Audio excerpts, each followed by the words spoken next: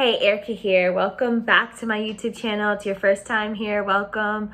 If you've been here before, what's up? It's me. I'm back. Anyways, I want this video to be as authentic as possible because I have a habit of recording videos and then not posting them until I've edited them. So this one's totally different today. Like, I'm hoping to put this one up today. Today really is September 25th.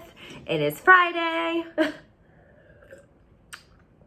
Are you the type of person that takes the stickers off? Let me know. But anyways, I want to talk about a few things that you should include in your digital products, and I'll explain my reasoning as I go along. But today is focusing on your product photos, your listing descriptions, and your landing pages. If you do those, if you're that advanced with this digital product game, things that your customers are going to want to see. Okay, so first, their product listings. In the last video, I did share how you need to think about your description.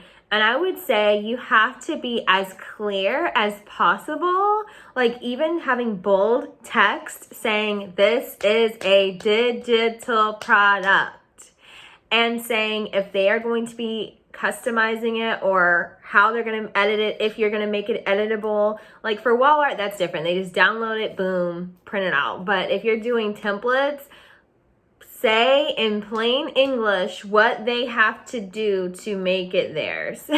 You'd be shocked how many questions I received over the last few years, I guess, where it's people, I even put in the listing, add your own brand colors, add your logos, add your fonts. They purchase it and then they get confused with another listing, in which I do actually add customization for them, but it costs more, understand. And at the end of the video, I'll talk a bit about my Etsy shop and stuff like that. But just bring it on home to help you with your business. You got to, in the description, make it plain as day. What happens next? How do they download? And I would say, even since the last time I recorded this video, literally, I get sick and tired of going to people's shops, ordering some templates, and then it's I have to go to...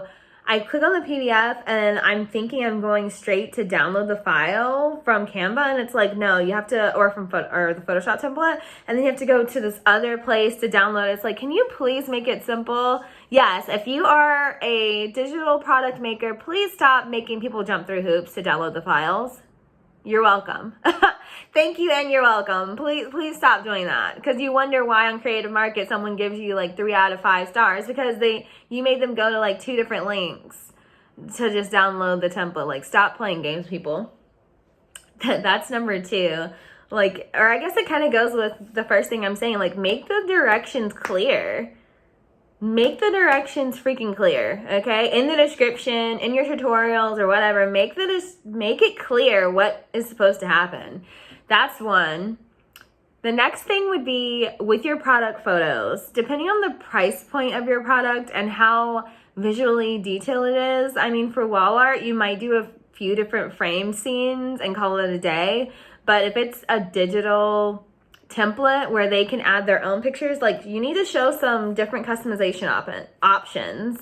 You need to show some different brand color swatches, because like I said, even though we would love to think people read the description, they just don't, right?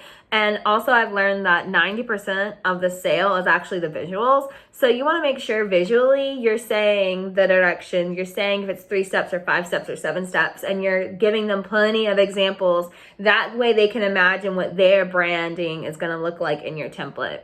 Okay. That's the next thing about the product photos. And then the next thing after that, okay, so we talked about the product photos, we talked about the description.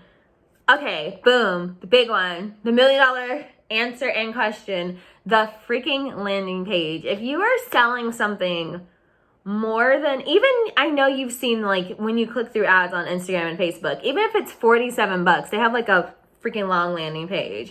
Let me know in the comments below if you like those landing pages or if you think they're super annoying. But in my mind, if it's a higher caliber, if it's 400, 500, 700, a couple grand to work with you or to get the service or the product, a digital product, it's better you better be telling me some testimonials. You better be giving me some examples. You better be telling me what's included, what are the bonuses, like what makes me want to get my credit card for real. Like, you have to understand that's how your customer is going to think. Like, you really want to entice them to get up, go get their wallet, come back and shop with you. And if they don't shop with you that time, at least for them to want to, when they see your ad again, to remember, oh, that was that girl that does the landing pages for ads, that she has the templates. I need templates. She has templates. Okay, I'm gonna go to her landing page. Just as an example, like literally, there's someone that I bought her landing page course. Her name's Amanda Gunther. I don't know how to say her last name, but her name's Amanda. So Amanda G. And she has these templates for landing pages. So if you're like super lost with landing pages and you use WordPress or Kajabi, I would say check out her template shop. They are gorgeous, okay?